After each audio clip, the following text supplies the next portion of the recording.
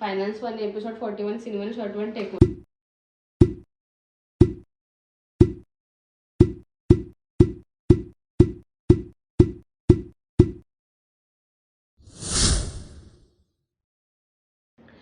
नमस्कार, मेरा नाम है अमी शिवराम और मैं आज आपके लिए लेके आई हूँ फाइनेंस वानी का एक नया एपिसोड।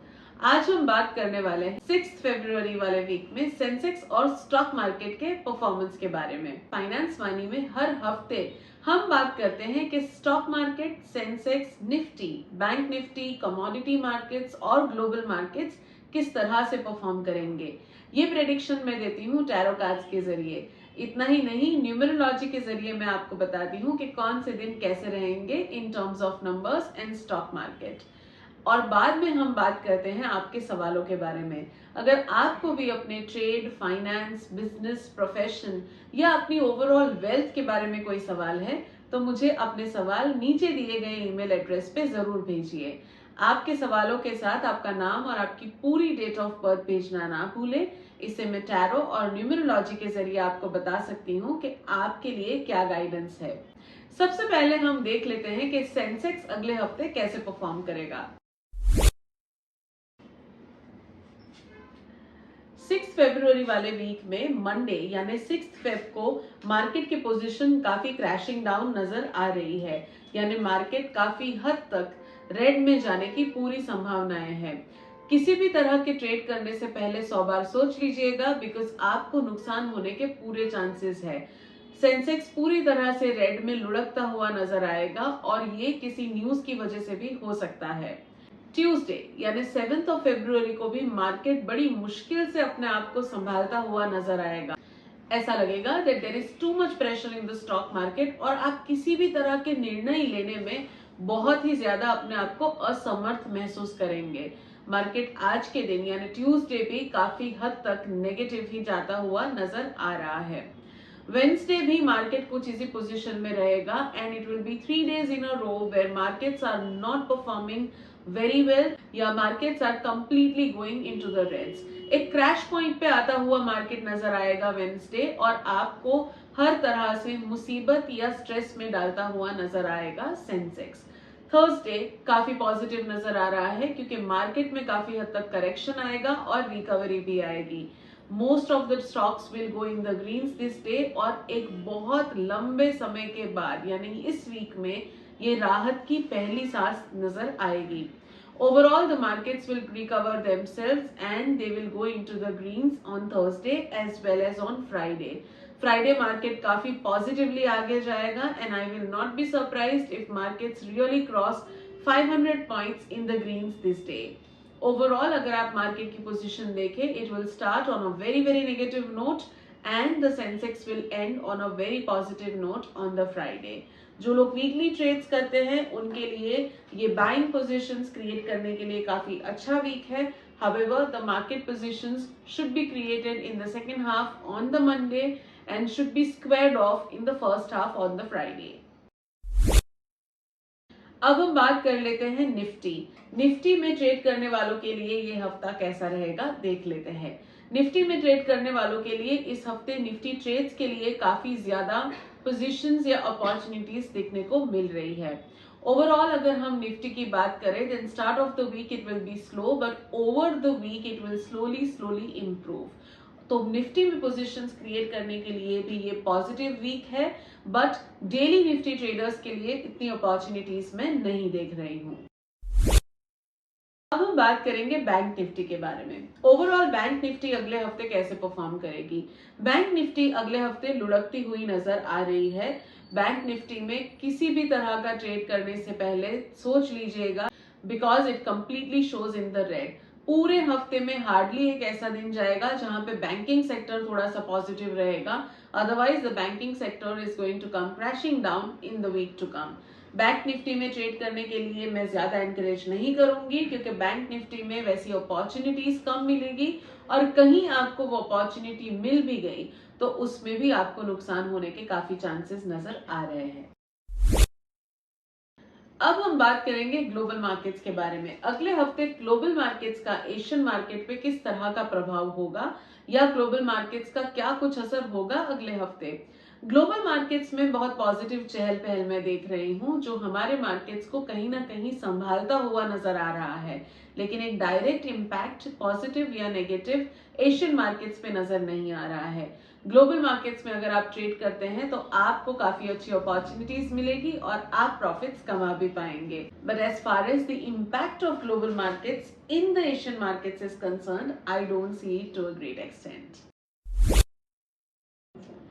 अब देख लेते हैं कि ये कौन सी इंडस्ट्रीज या वो कौन सी इंडस्ट्रीज होगी जो अगले हफ्ते काफी अच्छे से परफॉर्म करेगी। The industries who are basically into exports are going to do very very well next week. Industries जिसके जो करता धरता है वो कोई एनआरआईज है या फॉरेन इन्वेस्टर्स से जो इंडस्ट्री बिल्डअप हुई है, उनके लिए भी अगला हफ्ता काफी पॉजिटिव रहेगा। इंडस्ट्री जिसमें हाल ही में कोई फॉरेन इन्वेस्टमेंट आया है, उनके लिए भी अगला हफ्ता काफी पॉजिटिव रहेगा और उसमें आप ट्रेड या निवेश कर सकते हैं। Industries that deal into animal products are also going to do very very well next week. इसमें मिल्क प्रोडक्ट्स आ जाते हैं, इसमें काफी सारी मीट इंडस्ट्रीज भी आ जाती है जो अगले हफ्ते काफी अच्छे से परफॉर्म करेगी। Leather is one of them that is going to do well next week. And lastly, pharma and medical industries are going to do very very well next week और उन सारे सेक्टर्स में आप निवेश या ट्रेड करने की सोच सकते हैं। जहां पे हमने बात कर ली industries that are going to perform very well, देख लेते हैं कौन सी इंडस्ट्रीज है जिसको हमें दूर से ही दर्शन करने हैं और जिसमें ट्रेड या निवेश नहीं करना है। The education sector is not going to be very very favorable next week and you should stay away from that sector. One another sector that deals into any kind of traditional products or cultural products will also not do very well next week. And lastly, the industries that deal into products that are related to water based ingredients will also not do very well next week. ये तीन ऐसे sectors हैं including the banking sector are not going to do very well next week. तो इन industries से थोड़ा सा दूर रहिएगा और उनको दूर से ही जैसे आराम कीजिएगा।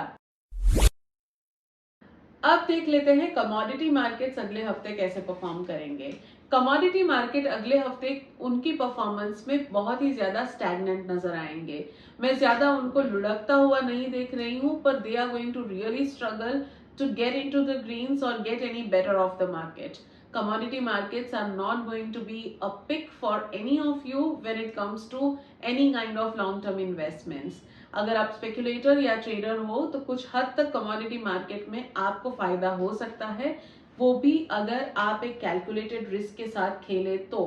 अगर आप अनकैलकुलेटेड रिस्क के साथ जाते हैं तो आपको उसमें नुकसान हो सकता है।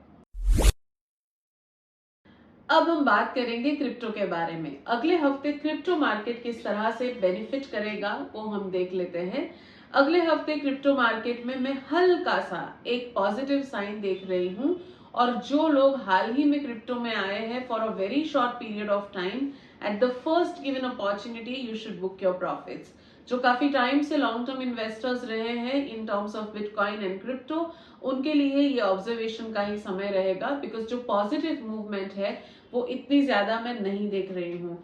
There is a point where crypto are going to give us a correction but not a very great correction. Tarot cards के जरिए हमने देख लिया कि अगले हफ्ते सेंसेक्स या स्टॉक मार्केट कैसे परफॉर्म करेगा। अब हम बात करेंगे न्यूमरोलॉजी के हिसाब से अगले हफ्ते कैसे परफॉर्म करेगा स्टॉक मार्केट। न्यूमरोलॉजिकल सेगमेंट पे जाने से पहले मैं सबसे पहले आपको ये बता दूं कि किसी भी अकल्ट साइंस के लिए स्टॉक मार्केट की 100% एक्यूरेट प्रेडिक्शन करना ऑलमोस्ट नामुमकिन है। तो अपनी सूझबूझ, अपने फाइनेंशियल एडवाइजर्स की एडवाइस और अपने टेक्निकल कैलकुलेशंस के साथ इस प्रेडिक्शन को क्लब कीजिए और स्टॉक मार्केट के डिसीजंस लीजिए, आपको फायदा जरूर होगा। न्यूमरोलॉजी के हिसाब से अगले हफ्ते जो पहला दिन है वो है 6th of February। 6th of February is going to be a very very impulsive day for most of you। Market बहुत ज्यादा अट्रैक्ट करेगा आपको मार्केट में निवेश या ट्रेड करने के लिए, पर जैसे ही आप उसमें जाएंगे आप मुंह खा सकते हैं। So please don't get into any kind of temptations to get into the stock market because you are not going to do well if you do any kind of investment without any thoughts। 7th of February is going to be again a dicey day because उस दिन आपको बहुत temptation हो सकता है कि आप बिना कैलकुलेशन के किसी न्यूज बेस्ड स्क्रिप्ट में इन्वेस्ट करें और वहीं पे आप नुकसान खा सकते हैं। 8th of February is going to be a very good day in terms of booking profits and in terms of making some trades or investments that are completely driven by your calculations. अगर आपने अपनी मेहनत की है, अगर आपने अपने calculations की है, तो आपको फल जरूर मिलेगा। 9th of February is a good day in order to book some profits and even trade. 9th of February is also a good day to quickly make some profits. यानी अगर आप 1-2 घंटे के लिए स्टॉक मार्केट में बैठे हैं और आपको ट्रेड मिल जाता है, आपको अपॉर्चुनिटी मिल जाती है, तो आप उस 1-2 घंटे में ही अच्छा कमा पाएंगे। And 10th of February is again going to be a rising day in terms of stock market, जहाँ पे मार्केट काफी हद तक ऊपर जा सकता है। And the first half of Friday is very lucrative to trade into any industry or any stock markets if you are a daily speculator. तो चलिए आज के पहले व्यूअर के पास चलते हैं, उनका सवाल क्या है वो देख लेते हैं। आज की जो पहली व्यूअर है उनका नाम है कृतिका। कृतिका का ये सवाल है कि हाल ही में उनकी शादी हुई है और उन्हें एक बड़ी अमाउंट उनके फादर ने एज अ गिफ्ट दे रखी है और वो ये सोच रही है कि इस इन्वेस्टमेंट को या इस अमाउंट को पूरी तरह से स्टॉक मार्केट में इन्वेस्ट कर दे ताकि वो अगले 5 साल के अंदर उसमें से कुछ कमाए and that amount she can use for her first child. तो ये काफी पहले तो बहुत अच्छी प्लानिंग है कृतिका जी जो आपने की हुई है। देख लेते हैं कि मेरे कार्ड्स आपकी इस प्लानिंग के बारे में क्या कहते हैं। कृतिका जी, आपके लिए स्टॉक मार्केट इन्वेस्टमेंट थोड़ी सी लाभदायक कम है और इसीलिए आपको ये पूरी अमाउंट जो है वो स्टॉक मार्केट में निवेश नहीं करनी चाहिए। इनफैक्ट मेरे कार्ड्स के हिसाब से ये सुझाव दिया जा रहा है that maybe you just talk to your father about what tips he has to invest this money because वो एक हार्डकोर इन्वेस्टर है और वो आपको बहुत अच्छे से गाइडेंस दे सकते हैं। आपके नंबर्स भी स्टॉक मार्केट को इतना सपोर्ट नहीं करते, so if at all you still want to go with this investment in stock market then let me know what is the date of birth of your husband और your father, तो उनके नाम से हमको investment अगर कर सके तो हम देख सकते हैं। But your numbers as well as your tarot cards doesn't approve of your decision to invest that amount in the stock markets right now. आज के जो हमारे दूसरे व्यूअर हैं उनका नाम है राहुल। राहुल जी अपने अर्ली 50s में है and he is very happily employed in one of the most prominent institutions of India. पर उनका काफी सालों से ये पैशन रहा है कि उनको कभी ना कभी अपनी इस जॉब प्रोफाइल से हटकर full time stock market as a business लेना है और वो काफी टाइम से मेरे शो को फॉलो कर रहे हैं और उन्होंने ये पूछा है कि उनके नंबर्स और कार्ड्स के हिसाब से वो कौन सा अप्रोप्रिएट वक्त होगा जब वो कंप्लीटली स्टॉक मार्केट्स की तरफ रुख कर सकते हैं in terms of business. Rahul ji, देख लेते हैं कि आपका वो टाइम कब आ रहा है जब आप अपने पैशन को फॉलो कर सकते हैं। Well, as per your cards, Rahul ji, till 2026 I see you in a job profile. लेकिन गुड न्यूज ये है कि 2024 से एक बिजनेस मॉडल भले एक छोटे से स्तर पर स्टार्ट हो जाएगा जहां पे एक छोटे स्तर पर आप अपना बिजनेस स्टॉक मार्केट में जमाना शुरू कर देंगे। बट फुल फ्लेज जो आपको ये बिजनेस करना है उसकी टाइमलाइन है 2026।